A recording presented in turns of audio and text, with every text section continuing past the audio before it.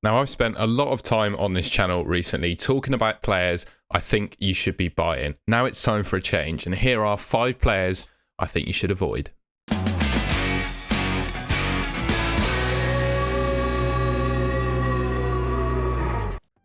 Alright, my first player is the man on the thumbnail, and that's Sven Botman. Now, across the whole season, I'd actually go as far to say that he's one of the best 4.5 million midfielders, but because we're at the start of the game, those first 5 fixtures, in my opinion, for Newcastle are really tough. And to be brutally honest, I could easily see them conceding in all 5. Certainly the first 4, I think the opposition will score. Maybe Brentford, Newcastle could keep a clean sheet, but I'm not totally sure. And certainly with Botman anyway, you're really looking for clean sheets to score any kind of points from him. He got 2 assists across the whole of last season, and that was it in terms of attacking returns. Offered very little goal threat from set pieces.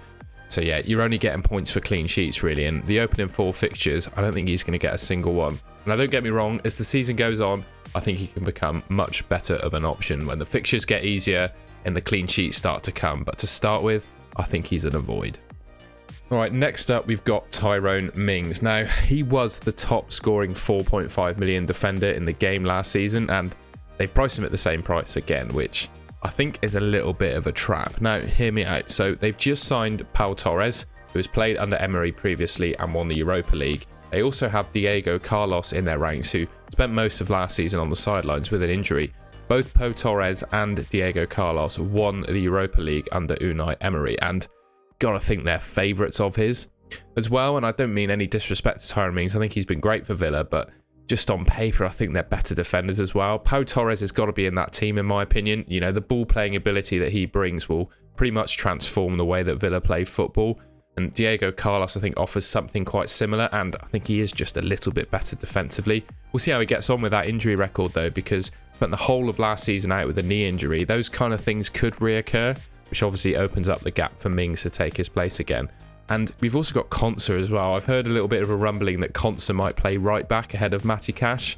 But yeah, in general, Villa have got 4 centre-backs ultimately for 2 positions.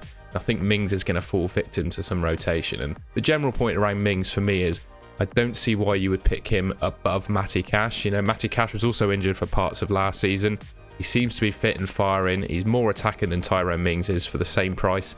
I just think he's a better option. So despite his great points total last year, and I remember FPL Guns, the guy that actually won FPL last season, he attributes some of that to Tyrone Mings' points. I just think he's an avoid this season. Now, I don't think this guy will come as much of a surprise to some of you. He's still in 16% of teams though, I believe, which is quite surprising really. McAllister. Now, with Fabinho potentially leaving to join a Saudi Arabian team, I got a feeling he plays that defensive midfield position, which obviously is not attractive in FPL. And noting he got 10 goals for Brighton last season. It's obviously very, very good, but 7 of those 10 came from set pieces. Obviously, it was the free kick and penalty taker for Brighton. And realistically, I don't see him taking the free kicks off Trent, and I don't see him taking the penalties off of Salah either. And yeah, just in general, Liverpool have, on paper at least, a much better forward line than Brighton did. And just in general, I think he's going to have less attacking responsibility to get amongst the goals. So he scored very few open play goals last year. Most of them came from set pieces that he won't even be taking. So just in general, I'm not sure I see where the points are going to come from with McAllister. And for that reason, I think he's an avoid. Rattling through these, I think this is going to be quite a quick video, but I wanted to get this information out there. Next up, we've got Martin Odegaard. This might be a little bit controversial considering he was the top scoring Arsenal midfielder last season and his numbers were fantastic, but hear me out. I think the signing of Kai Havertz will mean Arsenal revert to a bit more of a 4-3-3 with Havertz and Odegaard playing as sort of number 8s, which means obviously Odegaard has less attacking responsibility and I think will share some of the attacking returns with Havertz. You know, historically, I think Havertz is sort of that late run into the box kind of midfielder, a sort of Frank Lampard-esque role. Not that he's on the same calibre as Lampard. So I do think Havertz is going to take some attacking returns away from Odegaard. Another thing to point out, because I've put the expected data below there, he scored 15 goals last season from only 10 expected goals. Now, obviously, that was a massive overperformance of those expected data. If you look at how the trends usually work, they revert back to the mean the season after or even go below. So, you know, if he gets 10 XG, he probably scores less than 10 goals next year, in my opinion, especially with the introduction of Kai Havertz. I'd also suggest with the Champions League mixed in, There's going to be more rotation for them as well, so Odegaard could see some benchings in the Premier League, certainly towards the end of the season. And yeah, we also saw towards the end of last season some early substitutions. Now, not saying that's going to happen from the off. Certainly the first 4 or 5 game weeks, Arsenal, they haven't got Europe to worry about, so he's probably going to play 90 every game. But towards the end of last season, he did get substituted early, so he's not immune to that. Just a general point about Arsenal as well. I think it's almost essential to have 3 of them. With those opening 5 fixtures, obviously bar the Man United one, I think they're fantastic.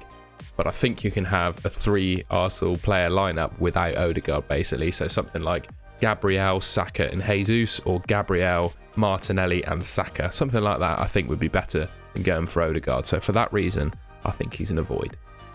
Right, and finally, I've seen a few of these guys making it into people's drafts, and I can understand why they want them, but I can't understand why they're ultimately picking them. Now, the numbers that Darwin and Gakpo, certainly Gakpo picked up in the Eredivisie, and Darwin picked up in the Premier League last year, 0.93 expected returns per 90 for Darwin Núñez is just ridiculous, but ultimately, there's just too much competition for either one of these guys to be considered nailed, in my opinion. I think Gakpo's going to start the season as centre-forward, but could obviously be rotated with Darwin. Both of these guys also play on the left-hand side, which is occupied by Jota and Luis Diaz. So, yeah, each of their positions they've got competition in, and I don't think going into the season there's one that's nailed to start.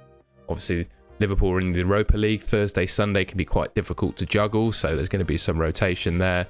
Maybe one emerges. If one does emerge, I do expect it to be Darwin Núñez. He just looked so dangerous last year. He just couldn't put away his chances. As you can see between the goals and the XG there. I feel like it happened with Benfica too. The season that he had his breakout year at Benfica, broke that, well, he won the Golden Boot over there and got Portuguese Player of the Year. The season before that, he had a very similar sort of performance to what he's had at Liverpool. And then he kicked on in that second season and really, you know, put his mark on the world. I think that could happen again with him this year, but certainly to start with, similar sort of narrative to Botman, really. I think these guys could be good options, but to start with, I think you have to avoid. Now, just before I wrap up this video, I'm going to do one quick little plug for the Golden Goal FPL Mini League. You can see the code there, HXZMOG. I'll leave a link in the description as well. Get yourself involved, compete against other Golden Goal followers, and I'm sure you'll see myself in there too, although you'll probably be beating me this season, so yeah. Sign up to the mini league. Let's have a laugh. All right, there we are. A quick video just talking about some players I'm certainly looking to avoid that might be quite popular with other people. Let me know in the comments what you think of that. You know, if you agree or disagree, I'd be interested to hear. If you enjoyed the video, please leave me a like rating and subscribe to the Golden Goal channel, which should be just there. And I'll catch you in the next video.